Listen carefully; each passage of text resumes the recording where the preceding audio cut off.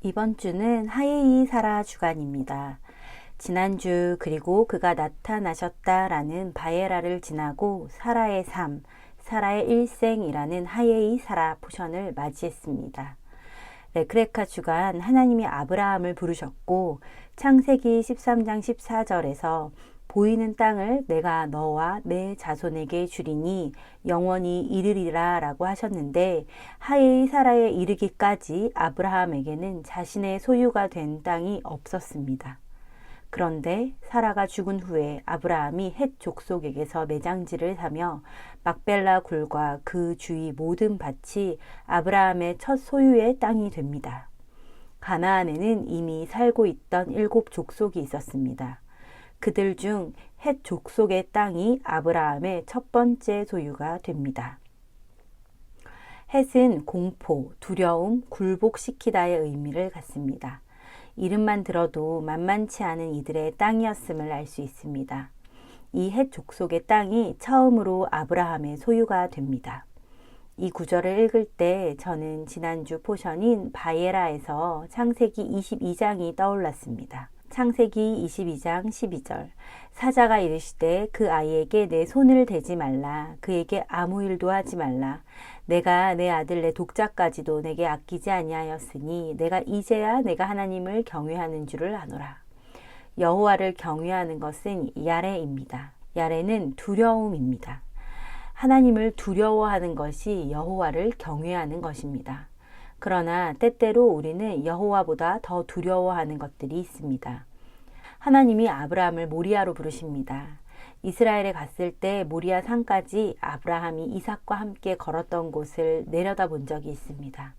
실제로는 걸으면 하루길보다 더 짧은 거리라고 들었는데 그는 사흘길을 걸었습니다. 아브라함이 얼마나 많은 생각 가운데 사흘을 걸었을까요? 그 역시 자신도 모르게 여호와보다 야레 두려워하던 것을 넘는 시간이었으리라 짐작해 봅니다.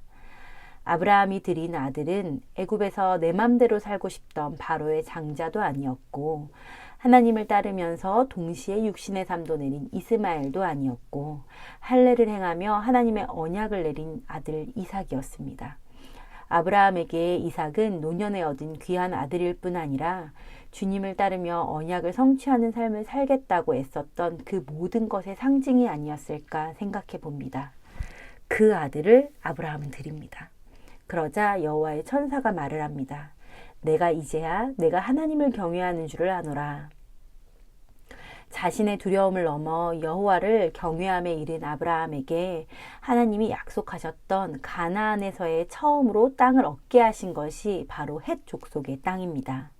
두려움, 공포, 굴복시키다. 그는 이것을 정복했던 것입니다. 그런데 이 땅의 정복은 전쟁이 아니라 죽음과 갑치름으로 얻습니다. 갑치름. 아브라함은 그 땅을 은 400세겔을 주고 삽니다. 400은 히브리어 알파벳 마지막 글자 타브의 숫자 값입니다. 완성입니다. 자신의 든든한 터전을 떠나 낯선 땅에서 나그네로 살아가던 아브라함에게 두려움은 어쩌면 자연스러운 일이었을지 모릅니다. 그러나 그는 이 모든 두려움을 넘어서서 여호와를 경외함까지 나아왔고 값을 치르며 헷 족속에게서 막벨라 굴을 사게 됩니다. 그리고 이 굴을 사게 된 이유는 사라의 죽음이었습니다. 세대나 민족의 개념보다는 나 한 사람, 개인의 개념이 더 익숙한 우리에게 하나님이 나에게 약속한 것을 내가 살아있을 때 나에게 보게 하시는 것이 당연하다 생각하기 쉽습니다. 그러나 말씀을 보면 하나님의 약속은 때때로 세대를 통해 이루어지기도 합니다. 하예이 사라의 포션은 이를 담고 있습니다. 바에라에서 여호와를 경외한 아브라함에게 하나님은 내가 내게 큰 복을 주고 내 씨가 크게 번성하여 하늘의 별과 같고 바닷가의 모래와 같게 하리니 내 씨가 그 대적의 성문을 차지하리라 라고 하십니다. 그런데 이 축복을 그대로 받는 또 한 사람이 등장합니다. 리브가입니다. 리브가가 이삭의 신부가 되기 위해 집을 나설 때 그녀의 가족들은 우리 누이여 너는 천만인의 어머니가 될지어다. 내 씨로 그 원수의 성문을 얻게 할지어다 라고 축복합니다. 아브라함과 사라가 받은 축복과 언약이 그들의 자녀 이삭과 리브가에게 내려오는 것을 우리는 보게 됩니다. 이번 주 포션은 이것이 사라의 일생이라고 합니다. 여호와 앞에 살았던 한 사람의 삶이 있고 그 삶을 이어받는 이가 등장하는 것을 말이죠. 아브라함이 자기 집 모든 소유를 맡은 늙은 종을 보내며 이삭의 신부감을 찾아오라고 합니다. 이때 늙은 종은 자켄 에베드입니다. 자켄은 바예라 주간에도 나누었던 것처럼 성문을 지키던 장로를 가리키는 단어이기도 합니다. 자인, 말씀의 빛, 기준을 가진 자가 자켄입니다. 자신의 소견이 아니라 내 주인과 같은 빛으로 보고 말하고 행동할 수 있는 이가 자켄, 에베드, 늙은 종이었습니다. 아브라함의 고향에 도착한 늙은 종은 기도합니다. 한 소녀에게 이르기를 청하건대 너는 물동이를 기울여 나로 마시게 하라. 그런데 그의 대답이 내가 당신의 낙타에게도 마시게 하리라 하면 그는 주께서 주의 종 이삭을 위하여 정하신 자라.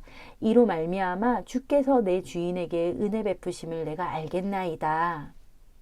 늙은 종은 아브라함과 사라와 같은 삶을 살 한 사람을 찾고 있었습니다. 그래서 자신이 마실 물을 달라고 요청하는데 그 대답이 당신뿐 아니라 당신의 낙타들에게까지 물을 주겠습니다. 라는 사람을 찾습니다. 낙타는 한 번에 50리터의 물을 마신다고 합니다. 10마리면 500리터인데 물 한 모금 달라고 하는 이에게 이 정도까지도 내어주겠다고 하는 사람을 찾는 것입니다. 이것이 아브라함과 사라의 삶이었습니다. 늙은 종은 아브라함과 사라급의 여인을 찾은 것입니다. 창세기 18장에서 아브라함이 장막문에서 사람 셋을 만나자 이렇게 말했습니다. 물을 조금 가져오게 하사 당신들의 발을 씻으시고 나무 아래에서 쉬소서. 내가 떡을 조금 가져오리니 당신들의 마음을 상쾌하게 하신 후에 지나가소서. 그리고 나서 아브라함은 송아지를 잡고 고운 가루로 떡을 만들고 우유와 치즈를 내옵니다. 그들의 섬김과 베품의 그릇이 얼마나 큰지를 우리는 보게 됩니다. 그리고 이 구절에서 상쾌하게 한다는 것은 사드인데 기력을 돋구다, 힘있게 하다, 붙들어주다, 지지하다의 의미를 갖습니다. 자신에게 오는 이에게 육신의 필요를 넉넉히 채워줄 뿐 아니라 말씀의 삶을 살아갈 수 있도록 든든하게 붙들어주는 것이 아브라함과 사라였습니다. 리브가가 아브라함과 사라와 같은 대접을 아브라함의 늙은 종에게 베풉니다. 그렇게 이삭은 리브가를 아내로 맞아 어머니 사라의 장막으로 드립니다. 사라의 장막, 사라의 삶이 리브가에게 이어지는 것입니다. 그 후 25장에서 아브라함은 죽음을 앞두고 자신의 모든 소유를 이삭에게 줍니다. 여기서의 모든 소유는 콜 아쉐르인데 모든 것입니다. 또한 아쉐르와 같은 단어 아샤르는 똑바로 나아가다, 형통하다, 축복하다의 의미를 갖습니다. 아브라함이 이삭에게 물려준 것은 재산뿐 아니라 여호와께 야샤르하는 삶, 여호와께 곧장 가는 삶이었습니다.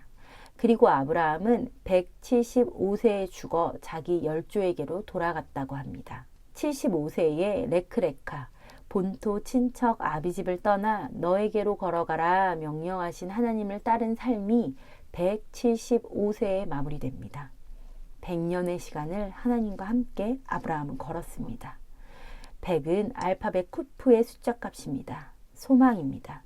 그가 소망함으로 하나님과 100년의 시간을 걷고 열조에게 돌아갔지만 그것이 끝이 아니라 아브라함의 소망의 삶을 이삭이 이어서 하나님과 동행합니다. 하예이 사라 주간 하나님이 삶이 무엇이라 생각하는지 물어보시는 것 같습니다. 아브라함과 사라가 죽어서 사라진 것이 아니라 이삭과 리브가를 통해 그들의 삶이 이어지는 것. 이것이 하예이, 일생, 진정한 삶입니다. 아브라함의 아버지 데라가 가나안 땅에 가고자 하여 먼저 길을 떠나서 하란까지 왔었고 아버지 데라의 뒤를 이어서 아브라함이 하란을 떠나 가나안에 이르렀고 또 아브라함의 삶을 이어 이삭이 언약을 성취하는 삶을 살아가며 하나님과 동행하는 것처럼 우리 역시 오늘날 이렇게 하나님을 아는 것이 저절로 주어진 것이 아님을 생각하며 우리의 부모 세대와 믿음의 선조들에게 감사한 마음이 듭니다. 그리고 대한민국에도 이러한 감사가 회복되기를 기도합니다. 하나님을 향한 선한 양심과 선조들의 믿음이 우리의 때에서 끊어지지 않고 이어지며 야시아르 엘, 여호와께 곧장 가는 세대로 이 나라 대한민국이 일어나기를 기도합니다.